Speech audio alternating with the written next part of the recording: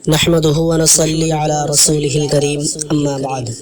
میرے دوستوں، آج ہم بات کرنے والے ہیں کہ حضرت آدم علیہ السلام کو ایشور نے کس طرح پیدا کیا اور اس کائنات کو ایشور نے کیسے بنایا۔ تو آئیے جانتے ہیں۔ سب سے پہلے ایشور نے ایک نور کو پیدا کیا اور اس وقت کا ایک دن آج کا ہزاروں سال کے برابر ہے۔ ایشور کہتا ہے تمہارا 1000 برس میرے یہاں ایک دن ہے، اور وہ نور میرا بڑائی کرتا اور میرا نام جپتا، تسبیح کرتا، سجدہ میں مصروف رہتا، سر جھکا کے مجھ میں کھویا رہتا۔ ہزاروں برس تک ایشور کی عبادت کی اور پھر دوبارہ وہ نور نے ایشور کی عبادت کی، پوجا کیا۔ پھر ایشور نے اس نور کو 4 بھاگوں میں بانٹا، اور پہلا بھاگ سے ایشور نے عرش کو پیدا کیا یعنی سنہاسن کو پیدا کیا، دوسرے بھاگ سے قلم کو پیدا کیا، تیسرے بھاگ سے سورگ یعنی جنت کو پیدا کیا، چوتھے بھاگ سے پوری دنیا کو، عالم ارواح اور ساری چیزوں کو۔ ان 4 بھاگوں میں سے نکال کر 3 بھاگوں سے عقل، شرم اور عشق کو پیدا کیا۔ اس کے بعد قلم نے لکھا ایشور کے حکم سے لا الہ الا اللہ محمد رسول اللہ، کہ ایشور کے علاوہ کوئی پوجا یا بھکتی کے لائق نہیں ہے۔ ایشور کے علاوہ کسی کی پوجا کرنا غلط ہے، یعنی اگر پوجا کے کوئی لائق ہے تو ایک ایشور ہے، محمد اللہ کے رسول ہے۔ جب ایشور نے 7 آسمانوں اور زمینوں کو پیدا کیا تو اس کے بعد سنہاسن کے اوپر 18,000 مینار پیدا کیے، اور ہر مینار میں 18 کھمبے کھڑے کیے، اور ہر کھمبے کے اوپر 18 کنگرے بنائے، اور ایک کنگرے سے دوسرے کنگرے کا راستہ 700 برس کا ہے۔ ہر کنگرے پر 18,000 کندیل ہے۔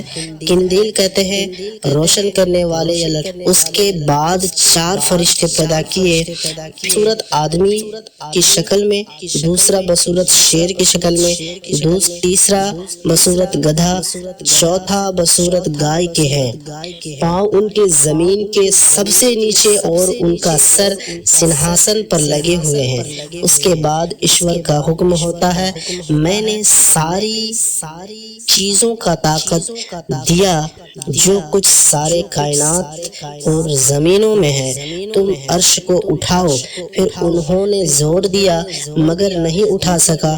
پھر ایشور نے یہ پڑھنے کو کہا سبحان ذی الملک والملکوت، سبحان ذی العزت والعظمت والہیبت والقدرت والکبریاء والجبروت، سبحان الملک الحی الذی لا ینام ولا یموت، سبوح القدوس ربنا ورب الملائکۃ والروح۔ جب انہوں نے یہ پڑھا ایشور کی قدرت سے انہوں نے عرش کو اٹھا لیا۔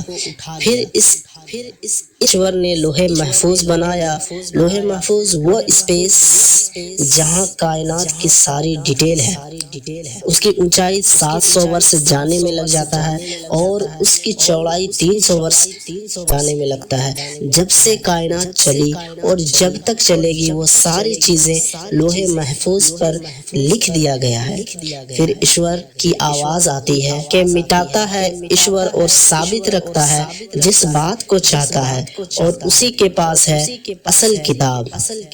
جب لوح محفوظ کو بنایا، ایشور کشادہ ہوئی کرسی اس کی برابر 7 آسمانوں اور زمینوں کے، اور نام اس کا کرسی ہوا۔ پھر اسی وقت نیچے کرسی کے دانہ یاقوت کا پیدا ہوا، اس کی اونچائی 500 برس جانے میں اور چوڑائی بھی یہی ہے۔ اور جب ایشور نے ان کی طرف دیکھا تو وہ پانی ہو گیا۔ پھر اس کے بعد ایشور نے سبا نور، دکشن، اتر 4 باد کو پیدا کر کے حکم دیا کہ تم ہر 4 گوشہ پر اس پانی کی موج مار کر کف نکالو، اور ویسا ہی کیا۔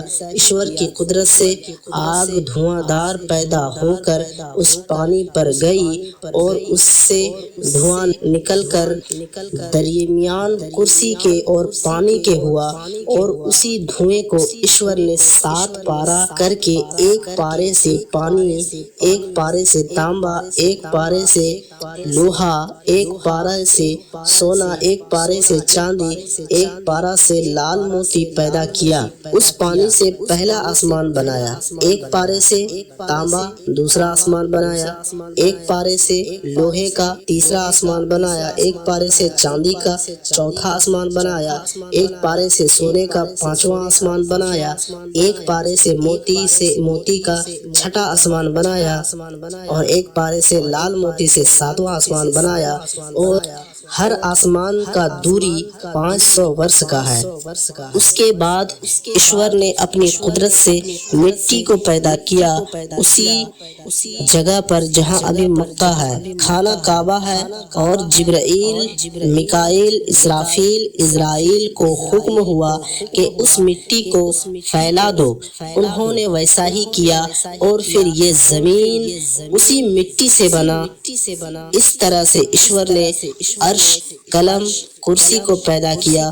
اس کے بعد فرشتے، زمین، انسان کو پیدا کیا۔ جب انسان کو پیدا کرنے کی باری آئی تو ایشور نے فرشتے سے کہا، میں اپنا نائب بنانے والا ہوں۔ تو فرشتوں نے کہا، آپ ایسا نائب بنانا چاہتے ہیں جو زمین پر فساد کرتا پھرے، خون ریزی کرتا پھرے، آپ کو جھٹلائے۔ میرے دوستو، فرشتے کبھی بھی ایشور کے حکم کے خلاف یا باہر نہیں جاتے ہیں، اسی لیے فرشتے نے ایسا کہا۔ پھر ایشور نے پیدا کیا۔ جب ایشور نے آدم علیہ السلام کی شکل و صورت بنائی تو فرشتے اور جن سب حیران تھے۔ ابھی اس کا پتلا ہی بنا تھا، اس پر جان نہیں ڈالی گئی تھی۔ فرشتے اور جن اس کو دیکھ کر ڈرنے لگے تھے۔ ابلیس اس وقت ایشور کی بھکتی کرنے میں، عبادت کرنے میں آگے تھے۔ اس نے آدم کے پتلے کے اندر جا کر دیکھا، ڈرتے ڈرتے ہوئے تو اندر خالی نظر آیا۔ پھر ابلیس کہنے لگا کہ انسان تو اندر سے کھوکھلا ہے۔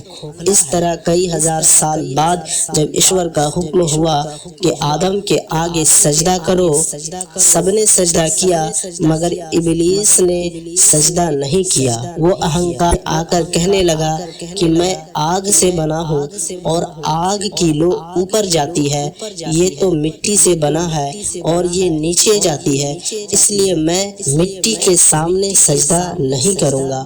اور اس نے انکار کیا، چونکہ یہ ایشور کا حکم تھا، اس لیے پھر ایشور نے ان کو وہاں سے نکال دیا اور جہنم میں لے جانے لگا۔ تو ابلیس نے ایشور سے کہنے لگا کہ مجھے تو اس جہنم میں ڈال ہی دیں گے، لیکن مجھے کچھ مہلت دیجیے اور میں آپ کے بندے کو بہکا کر اس کو صحیح راستے سے بھٹکا دوں گا۔ ایشور نے کہا، تجھے قیامت تک مہلت دیا، جو میرا سچا بندہ ہوگا وہ تیری بات میں نہیں آئے گا۔ دوستو، آگے کی ویڈیو